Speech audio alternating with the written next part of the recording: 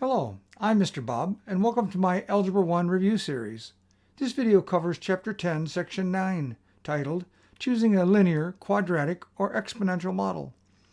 By the end of this video, you will have reviewed recent lessons describing the methods of choosing linear, quadratic, or exponential models to characterize a set of data. You will choose models based on graphing and numerical interpretation. Finally, you will have reviewed the solving of a real-world problem requiring the use of model data. If you would like me to cover any of these topics in greater detail, please leave your request in the comment section below. Please subscribe to this channel if you find this video to be helpful. Thank you. Okay, objective 1A we're going to call it here, choosing a linear, quadratic, or exponential model.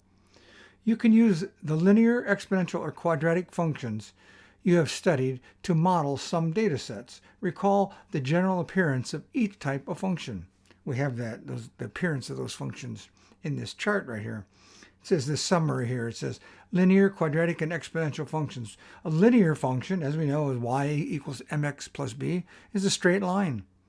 It has a slope, a constant slope, and it usually either runs up, which is positive, or down, which is negative slope. The quadratic, the y is equal to ax squared plus bx plus c, forms a parabola which opens up or down and has its vertex at either the maximum or the minimum, depending on whether it's opening up or opening down. An exponential, y is equal to a times b to the x, is similar to a line, except the difference is that the slope on the exponential function is constantly changing, increasing, decreasing, but it's not a standard straight line constant slope as the linear equation is. You may be able to use a graph of data points to determine a model for the data. So you plot out some points and then you look at it and say, oh, that looks like a quadratic, or oh, that looks linear, or oh, that looks exponential. So here in example 1, it says choose a model by graphing.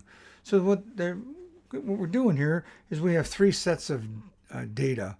And what they're kind of basically asking us to do is graph each set of points and then which model is most appropriate for each set. And they're trying to show us how we can see this in the data, and it makes sense. So problem A, you see we have negative 3x, so negative 3 and negative 3 and 6, so that's like this point way up here, negative 3 and 6, and then the next point is negative 2, negative 2, we have this point here, and then we have 0, negative 2, goes down to here, and then we start rolling around the other side. We have a 3 and a 6 on the right hand side, and a 1 and a negative 1. So that's a 1 and a negative 1 is down here. That's the below the line. And then there's this 2 and 2. So here's the data points. And then we can look at them and say, well, what does that look like? Does it look like a line? No. Does it look like a curve? No. What it does look like is if you draw the line in here, excuse me for that line being so poor, it looks like a U, right? Let me undo that and see if I can do that one more time. Let me see if I can make that. Erase it. Let me try it one more time. See if I start here, go down, and start curving right about here, start going back up. That's a little better. Not perfect, but it's a little better. It's a parabola, supposedly. The vertex is down here at one point, and it's opening up. So this is an opening up parabola. So we would use a quadratic model to model this data, to come up, fill it in, and then be able to choose points that aren't listed. And next on B, we have minus 2 and 5. So minus 2 is over here and 5 is way up here. And then we have 0 and 3. 0 is here and 3 is right here. And then we have 1 and 2.5. 1 out 1 up 2.5. And then finally 2 and 2. And if we look at that, this data, it's a straight line, but it's really a slow curve. You know, if I kind of looked at it, if I could draw it, it's kind of a slow curve, right? Not a straight line. So we're going to say that that's an exponential.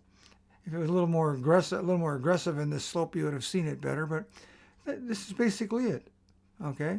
And then we have the last one, which is they're calling a linear model.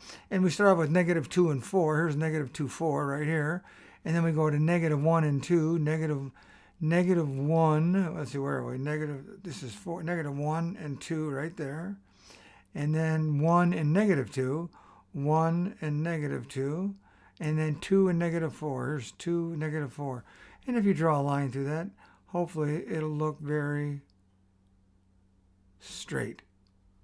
And yeah, so that you could, once you come up with the equation for this line, you could pick any point you want and have a pretty good approximation of the answer you would expect if this was a full data set. Okay, here we are at example 1's check your understanding. So they want you to graph the points and then choose which model is appropriate for each set. So I'll stop the video and go ahead and give it a try. And when you come back, we'll see if we can work them together.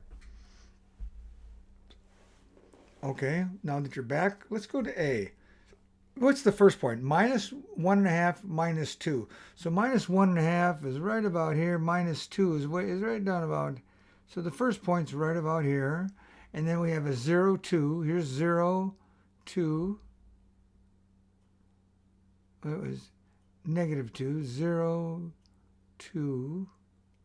And then we have 1 and 4. 1 and 4. And then we have 2 and 6. 2 and 6. So this is doing what? This looks to me like every line, every X we move 1, we move 2, okay, in Y. So that would be a line with a slope of 2, right? And the mx plus b, the b is going to be at, looks like it's going to be at, well, 2, I guess. So let's go ahead and draw a line on here if I can draw it. You know, I'm not very good at drawing these lines, but that's kind of it. Okay, so let's go to the next one. Minus 1, 1. Here's minus 1, positive 1 right here. And then we have 0, 0. And then we have 1, 1. Now we're going up on the other side. 1, 1. And 2, 4. 2, 4. Well, if this was a quadratic, it would be over here, would be the other one. And I'm going to go ahead and just draw this as if it were a quadratic. Oh. Not a V. It doesn't need I'm not intending it to be a V, but you get the picture. This is a quadratic. Okay, in theory, it's supposed to be a parabola opening upwards, if I could draw any better. But that kind of obvious to me that this data is a opening up parabola quadratic equation. Now we're going to do C, which is negative 1 and a half, and then 0.5. So we're negative 1, 0.5 is right about here. And 0 and 1, we're 0 and 1. And then we're 1 and 2, 1 and 2. And we're 2 and 4. So now we're 2 and 4. So if you can see it, this is the acceleration. I mentioned that in the previous slide, that the acceleration or the slope is changing. And if it's changing all the time, like this, I can't get it to go, but it's supposed to go. Sorry. Not very good. Let me try and erase this. Let's try it one more time. Come on. Let's see if you can do it, Bob. Maybe if I put my hand over here, I can do it better.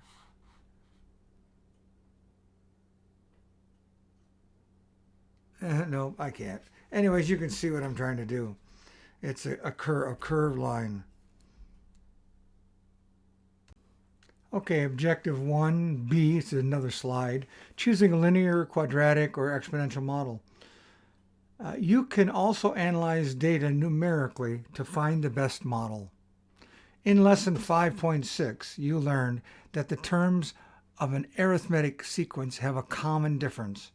You can model an arithmetic sequence with a linear function.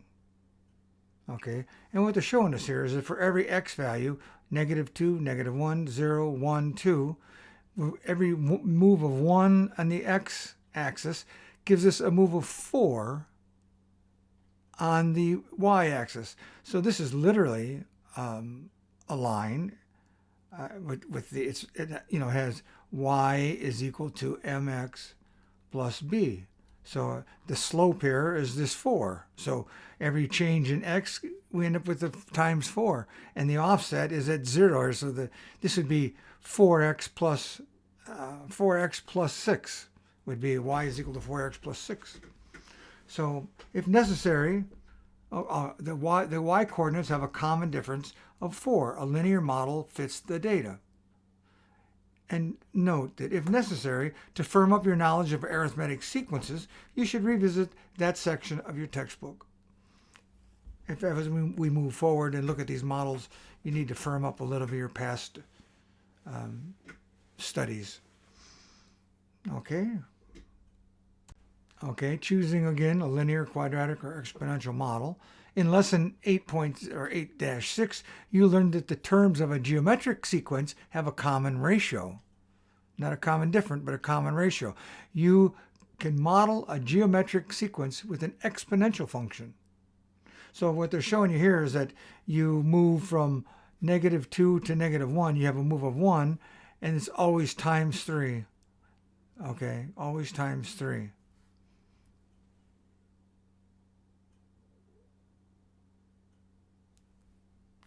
The y-coordinates have a common ratio of 3. An exponential model fits that data.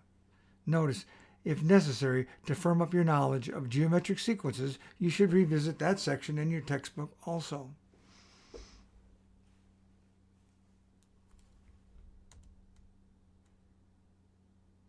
And then for Objective 1D, it's our last slide in Objective 1, it says data from quadratic functions show a different pattern. For linear data, the first differences are the same. For quadratic data, it's the second differences that are the same. If data have a common second difference, you can model them using a quadratic function. And what are they talking about here? Well, if we go from x equals 0 to x equals 1, that's a change in 1. If we do that, we go from 2 to -2. That's a change of -4. Okay, -4. So now if we go from 1 to 2, that's what goes from -2 to 4, and that's a change of +6. Okay, and then from 2 to 3, it goes from 4 to 20, which is a +16. But when you take it, that's the first difference. If you look at the second difference, you'll see that the change between this one here, 14 and -4, is 10. From -4 to 6 is 10. From +6 to 16 is 10. And from 16 to 26 is 10. So the second difference is constant in a quadratic model or quadratic function. Okay? The y-coordinates have a common second difference of 10 in this data set. A quadratic model best fits the data. So in example 2a, it means we have two problems we're going to look at here, A and B, modeling the data. A says, which kind of function best models the data at the left? Well, write an equation to model the data. So first of all, we're going to see it, the data at the left is this graph. Shows the dots right, kind of going down on a curve here like this. And the data that these dots come from are really this chart right over here. It's over here on the right-hand side. That's the chart where these dots were plotted from. Okay, so now you look at that, and what's asking you to do is determine what kind of model can I use to model this with. Well, there's some things you have to look at. First of all, going back to the table. You can't pick everything up from the graph because you're not going to be very accurate. Like, for instance, let's look at where it says 0.3 down here in the bottom of the table. It's 0.5, it's 3 for the x value and 0.512. Well, you can get the 3 pretty easily, but the 0.512, you put a dot out there. If you didn't have the table to tell you what that value was, you can't say that it's 0.512. You might guess at 0.5, but the numbers that you're going to come up with aren't going to be very exact. It's going to be very raw, so to speak.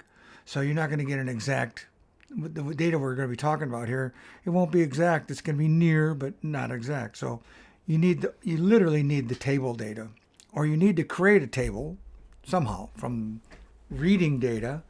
But so anyways, with that behind us, what we want to know then is what type of function is this? Well, the first thing you do is you see the values. The x values are like 0, 1, 2. So they're consecutive numbers. Well, that's nice because you look at the first one, 0, and you see that your y value is 8. Okay, then you go to 1 and you see it's 3.2. Well, that you could be multiplying to get 3.2 from 8, whatever the x value multiplied by some number that's going to give you, first it gives you 8, then it gives you 3.2. And then you go to the next one, now you're going to get 1.28. Well, this value is changing all the time. It's not consistent. Otherwise, whatever the difference here was, you have to have the same difference. So for linear functions, the first difference, that's the first set of red lines right here, the first difference, the difference between these two and the difference between these two, those have to be constant. If it's constant, then it's like 2x or 5x or 20x. There'd be a difference of 20 between each one of your consecutive inputs. So that's right away you see that's not true. So this is not linear data. The next thing you can look at is you say, well, is this data going down in any way? Does it like go down and then turn around and go back up? Like 28, 3.2, 8, 16, whatever, back down and back up again? Or go up and then back, like you could go 0.5, 1.28, 3.2, and then 1.28 and 0.5, and go back down again. If it does that, that kind of implies that there's a U shape going on. And if you have that U shape, then you're pretty much sure that it's quadratic. And we'll talk more about quadratic when we get to that example. I think it's the next slide. There's a step farther that you can take to guarantee that it's quadratic. However, so now we're going to decide that this data, to me, mostly appears to be exponential. It starts up here over here at 8 on the left-hand side and slowly goes down. And each step down is a little smaller until finally it starts curving in and kind of going flat. Eventually, it'll go flat. So exponential. So now how do we model that? So first of all, we're going to write an example of a model equation. And that would be y is equal to a times bx. That is your standard form of an exponential equation. Y equals a times bx. So let a be the initial value. A is going to be the initial value because when x is, we're going to say 0, because when x is 0, b is 1, and 1 times a is a. So we're talking about the initial value, x being 0. Okay, so if you do that, then you're going to have a is 8, and b is going to be the decay factor. Well, what's the decay? B right here is the decay factor. X stands for the input number, 1, 2, 3, 4, 5, 0, whatever the x value is. That's where it goes in the x right there. That's why it's x. So now what is the decay value? Well, the decay value is you take and you look, you go back to your data, and that's the other thing you can do to decide right away whether this is exponential or quadratic or linear, is you take the second input. If they're all consecutive numbers for x, they have to be consecutive. Okay, 1, 2, 3, 4, 0, 1, 2, 10, 20, 30, 40, whatever it is, they have to be consecutive inputs. And if they are, you take the second input in your table and you divide it by the first input in your table. So in our case, 8 divided by 20. 8 divided by 20 is equal to 0.4. Now go to the next one. 3.2 divided by 8. Now you take the next number and divide it by the previous one. So it's 3.2 divided by 8. If you do that, you get 0.4. The next one, 1.28 divided by 3.2. That gives you 0.4. So all of these are 0.4 for the ratio between the two. Well, this proves that this is exponential because this value here, the 0.4, is this ratio is continuous. Okay, so it's the common ratio right here of 0.4. So you can do that almost immediately. You could look for linear. You could almost look for exponential very easily. Just take two values and divide them, and then the next two values and divide them, and you know If they're the same on the first three sets of values, you know you're pretty sure that it's going to be exponential. So now that we have that, we're going to substitute in that 0.4. That's our decay value.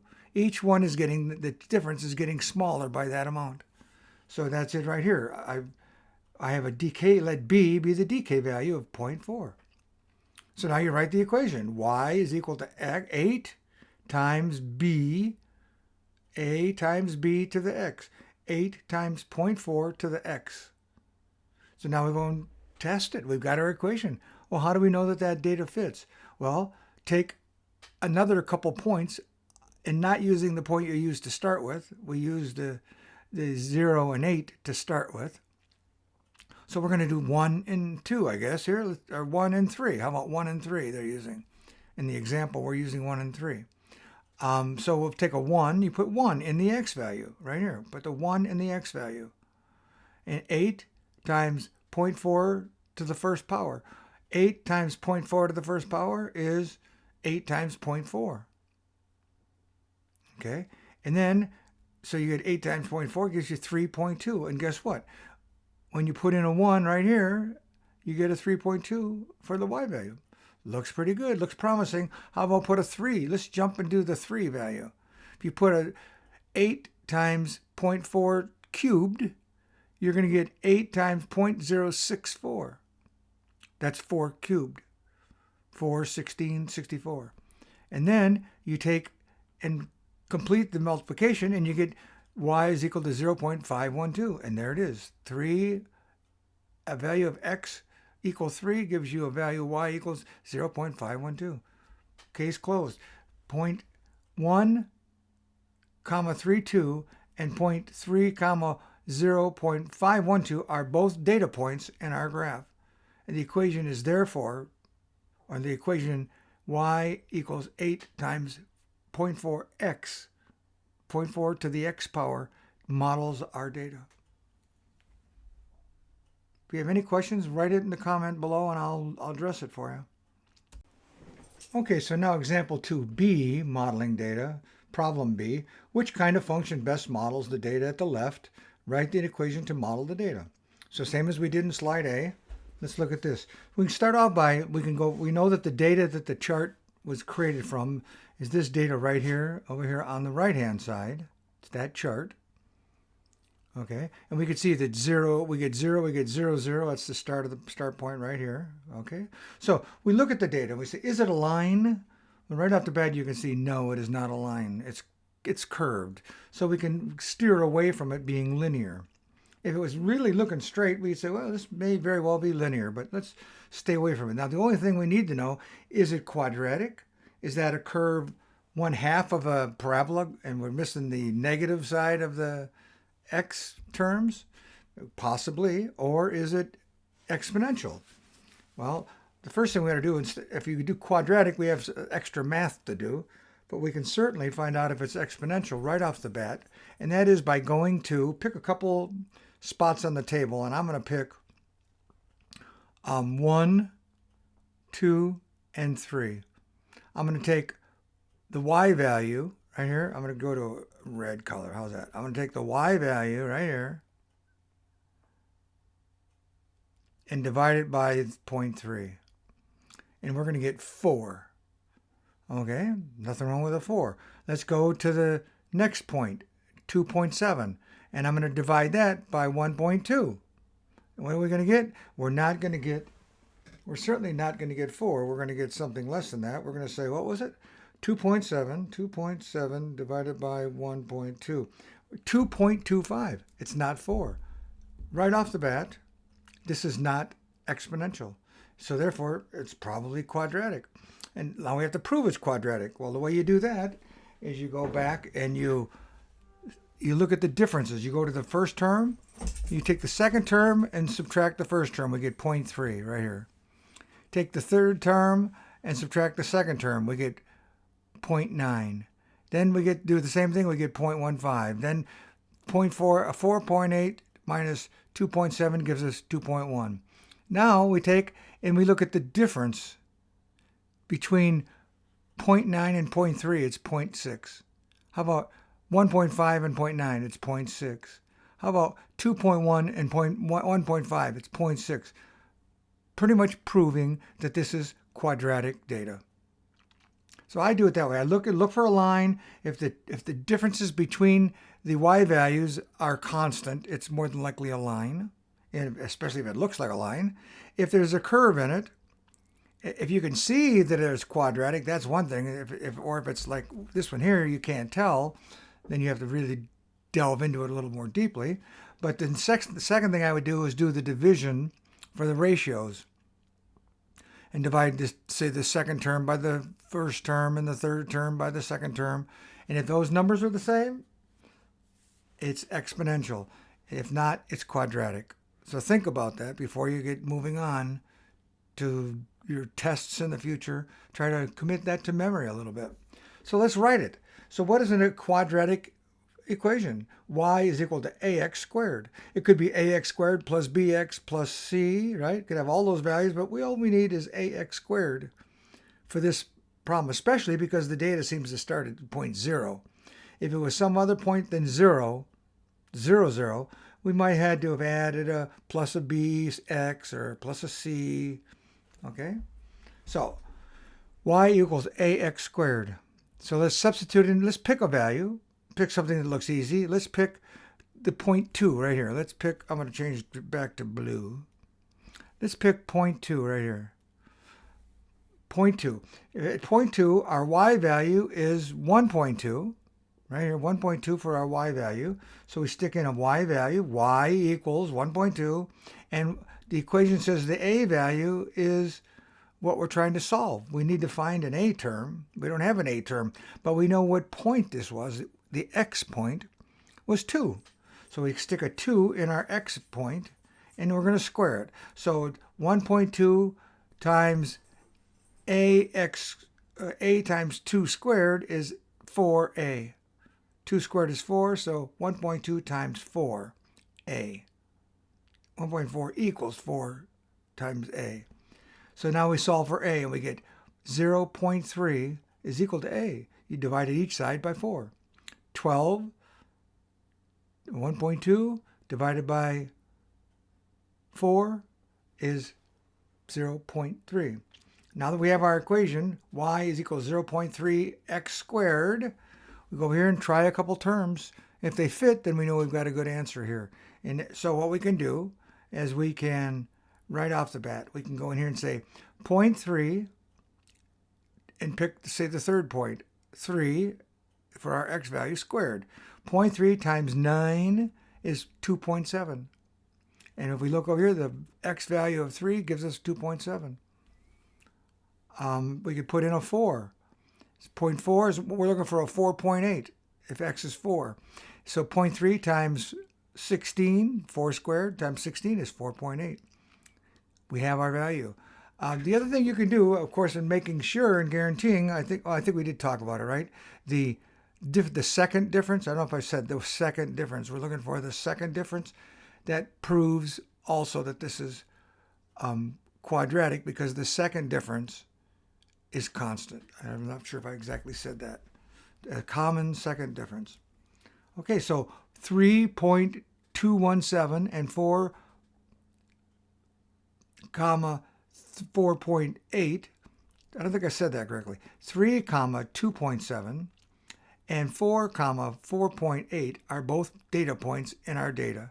So the equation y equals 0.3 x squared models our equation. So we can put any x value in now, and we can come up with a very good answer as to what that is. Okay, example 2a, check your understanding. So what we're going to see here is we have this chart here has 3 tables on it. There's going to be 3 slides for this check your understanding. So we're going to do the A problem, then we'll stop and you can go do it and come back, and then we'll do the B and then the C problem. Okay, it'll take a little time to get through this, but not too bad. But I wanted to have enough room to write or whatever we needed to do. I'm not sure what we'll need, but I wanted to make sure we had enough room. So starting off with the A problem, you're going to go ahead and do that now, and I'll wait for you. Okay, so which kind of function best models the data in each table? Write an equation to model the data. So right off the bat, we're going to look at A. And we're going to decide, is A linear, is it exponential, or is it quadratic? Well, if you want to look at them, you could look at B. We're not even at B yet. But if you look at the y data in B, it's 1/2, 1, 1.5, 2. That's very linear. It keeps going up by a half each time. So keep that in mind when you get to B. But when you look at A, does it go up linear? It goes from 4 to 4.4, and then from 4.48, 8, and then 5.324. So no, it keeps changing. It's not linear. So now the only next question is, if it keeps changing and it's not linear, is it exponential or is it quadratic? Well, we could check for quadratic by doing the second difference, right? Takes a little bit more math. Or we could just do some simple division.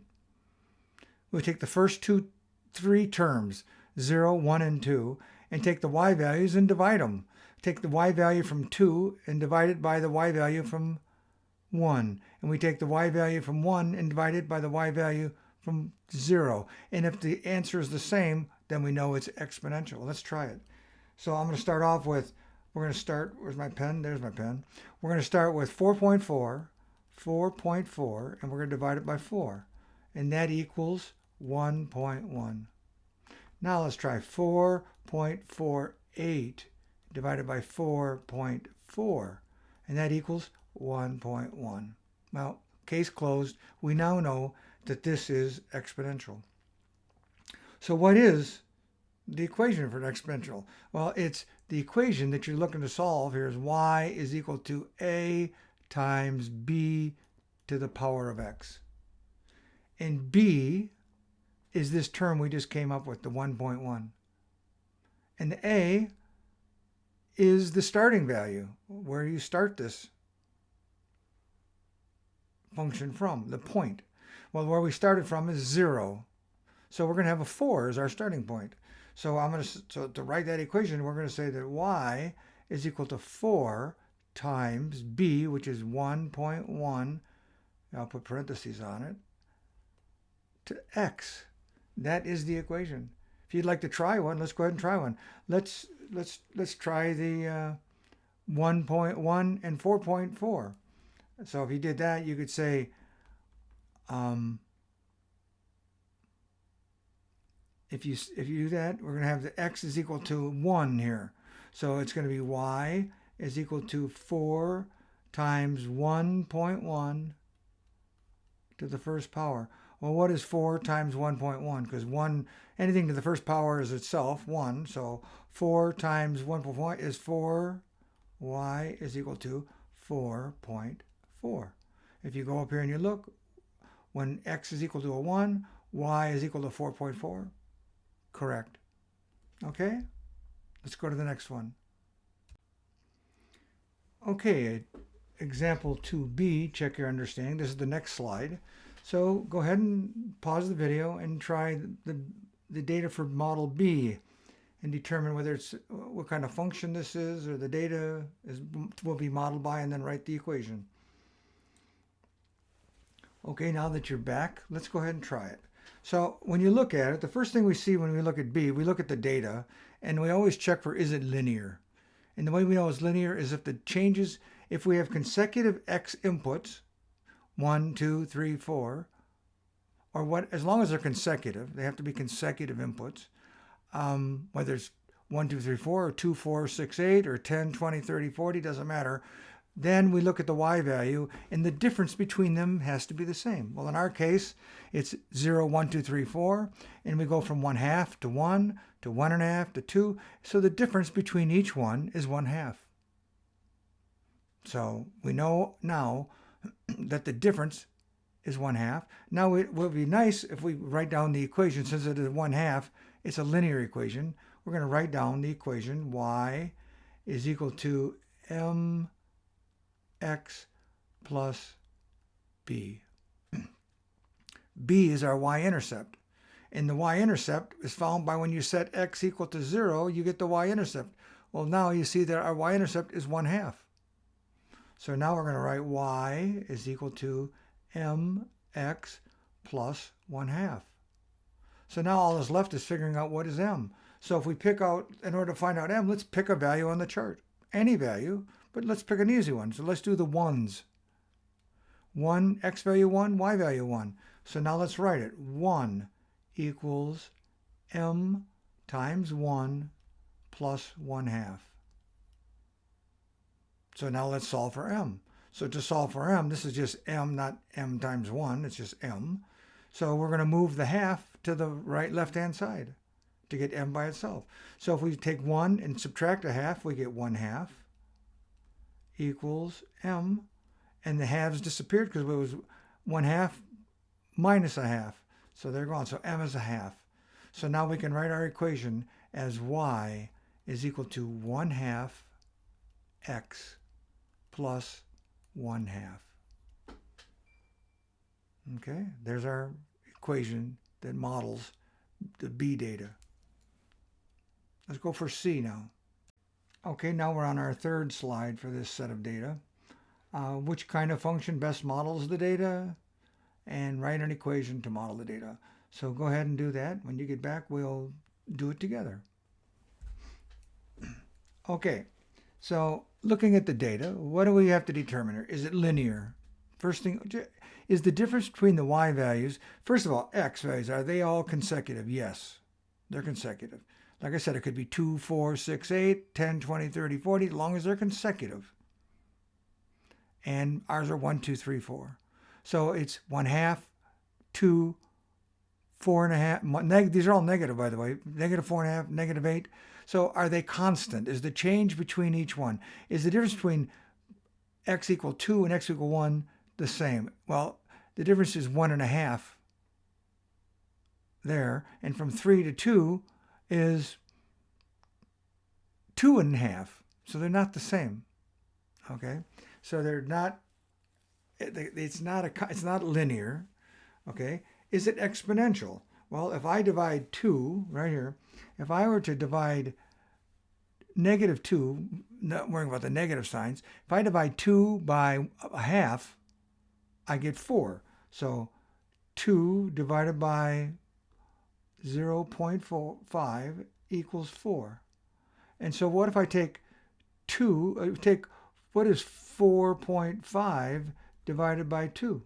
That's equal to 2.25.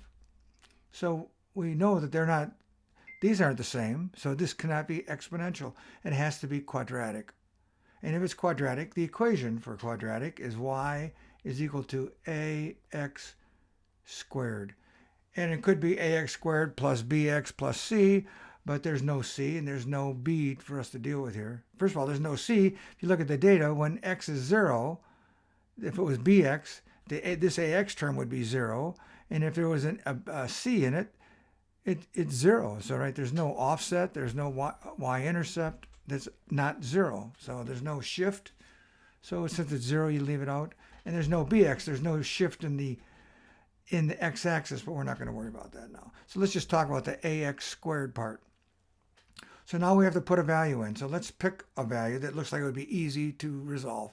And the easy ones here, if we pick 2 and -2, I can write down, I can say that y equals -2 is equal to a times x equal 2 squared. I just put in a known value in that equation. And then when I solve for a, I'm going to get a is equal to, this is -2 equals 4a, because 2 squared is 4.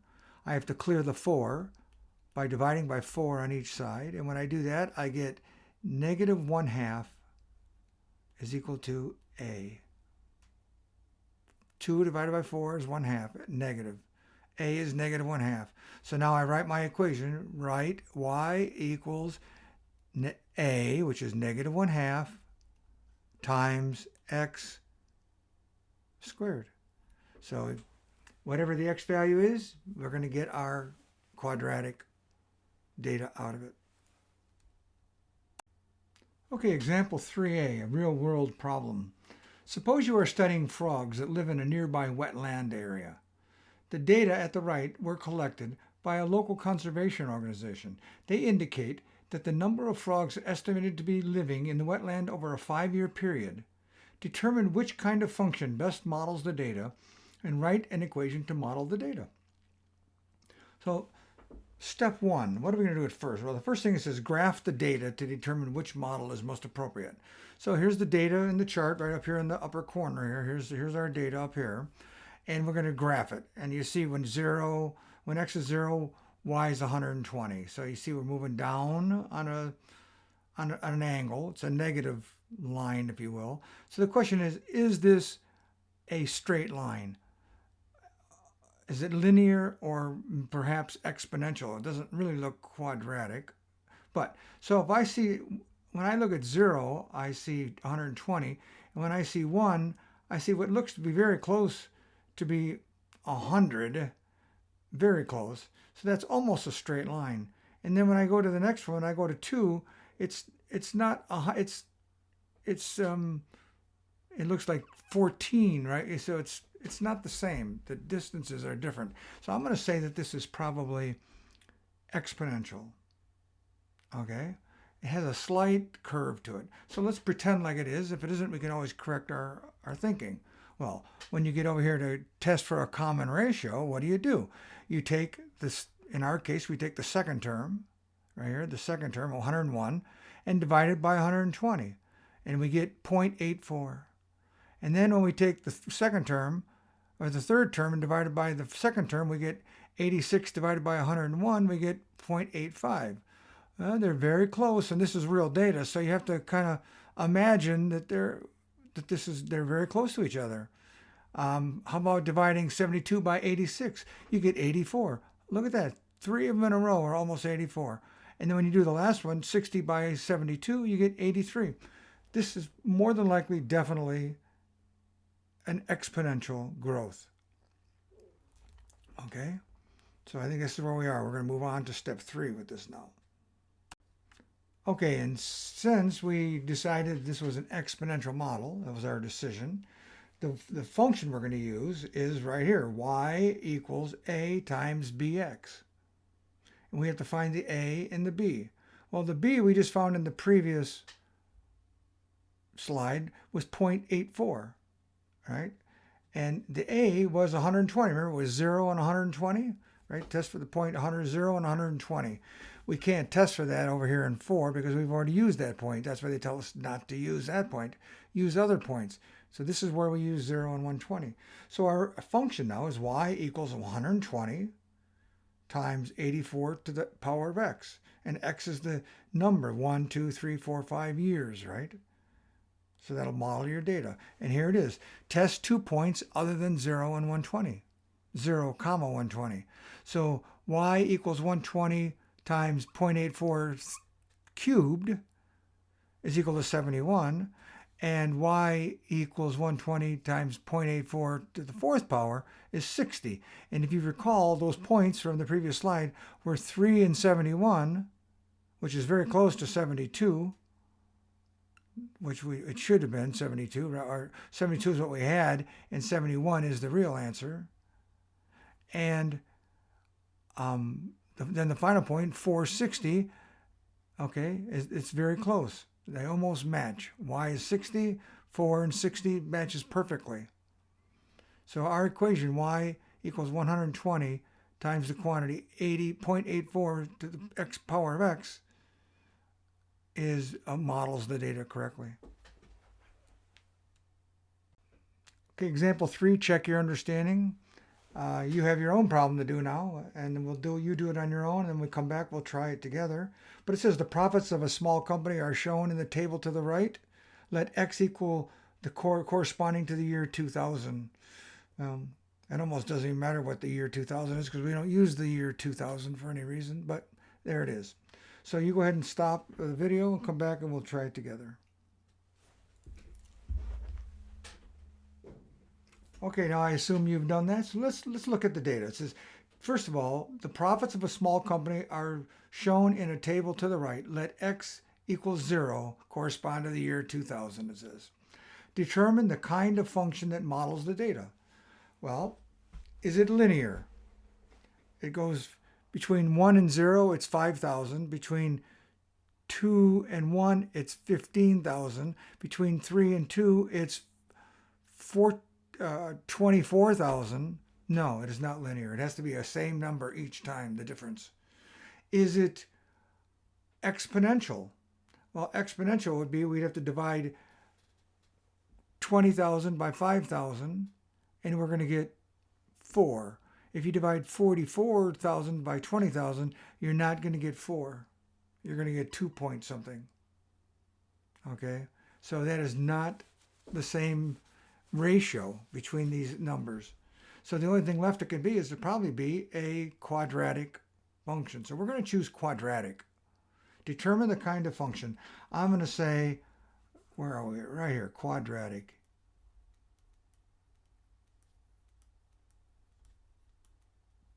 And if it's quadratic, what is the model that we're going to use? We're going to use y is equal to ax squared. All we need to do is find out what the a value is. And the way to find out the a value is to pick a value from the chart. We're going to pick, right here, we're going to pick out 1 and 5,000. You don't want to pick out zeros, so we'll pick out 1. Okay? So that's after 1 year. When you started, you had no money, so there's nothing to measure. So we're going to pick 1 and 5,000. So when we put y equals a to the first power, so we're going to say y, excuse me, erase that, go back. We're going to say that 5,000 equals a times 1 squared. Okay, and when we do that, we're going to solve for a. 1 squared is 1. A is equal to, a times 1 is a. So a is equal to 5,000.